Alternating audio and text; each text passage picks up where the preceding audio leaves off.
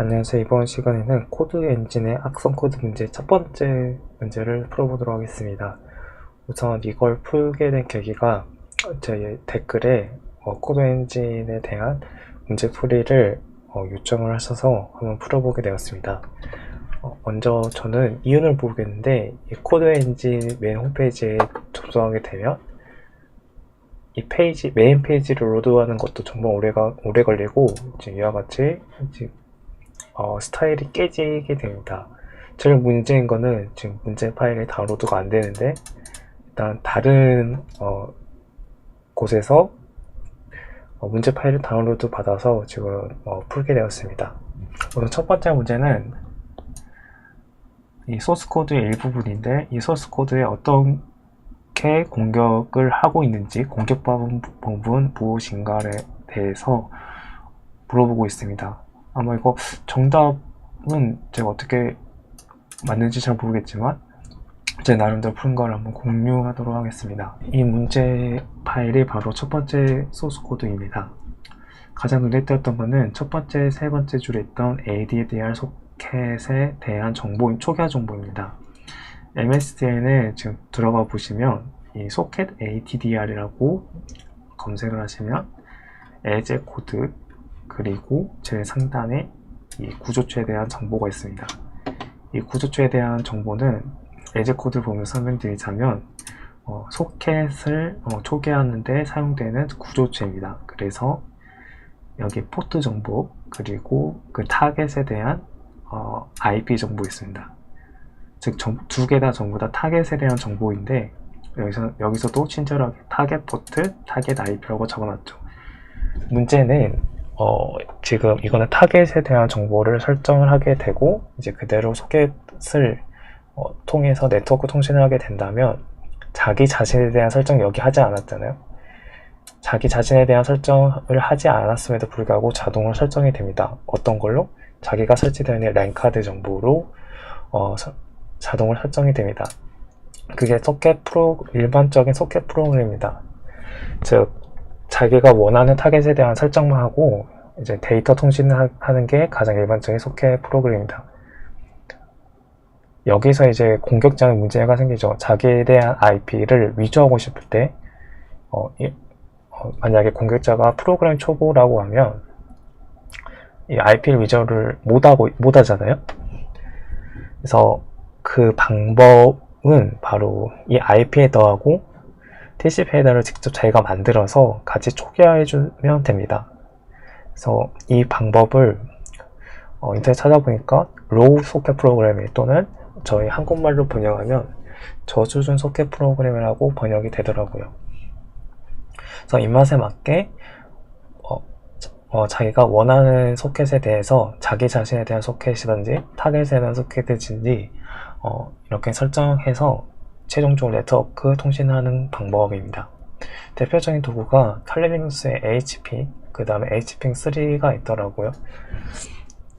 이걸로 예를 들면 도스 공격도 할 수 있고 자기 IP를 속여서 ISMP 에코 리퀘스트도 할 수 있고 그런 기능들이 전부 다 들어있습니다. 소스 코드를 보면 소스 코드에서는 이 IP 헤더와 TCP 헤더, 즉 자기 자신에 대한 IP 헤더와 TCP 헤더를 지금 변경하고 있습니다. 그 소스 코드를 보면 이 IP 헤더 있죠? IP 헤더에 대한 정보 그리고 TCP에 대한 정보를 이렇게 초기화하고 있습니다. 그리고 이제 무한 루프 모델로 돌아가는데 이 부분은 이제 무한 루프라고 생각하는 이유는 소스 코드의 일부분이잖아요. 문제 파일에서 보다시피 소스의 일부분이고 저희는 이 값을 알 수가 없습니다. 그래서 항상 true라고 이제 간주를 하고 무한 루프라고 생각하시면 됩니다. 이 무한 루프가 돌게 되면 여기서 한 번 더 타겟에 대한 정보를 초기화하고 있네요. 그리고 그 다음에 궁극적으로 이 앞서 헤더를 초기화한 이유가 자기 자신에 대한 자동으로 설정된 정보를 변경하기 위해서이죠.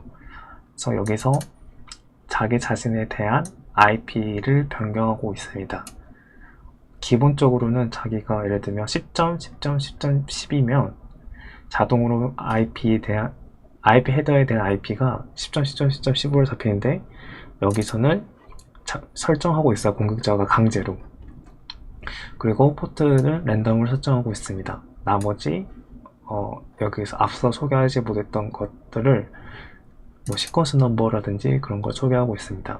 그리고 마지막으로 램 카피를 통해서 지금까지 만들었던 헤더 파일을 총 종합하고, 즉 이거처럼 맞게 IP 헤더, TCP 헤더 이렇게 헤더들을 총 종합시키고 이 send-to라는 함수를 통해서 전송하고 있습니다.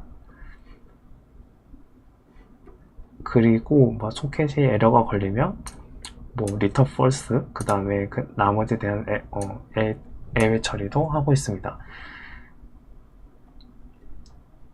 이 부분이 가장 흥미로운데, 이 부분이 지금 무한 루프를 돈다고 저희가 가정을 했잖아요.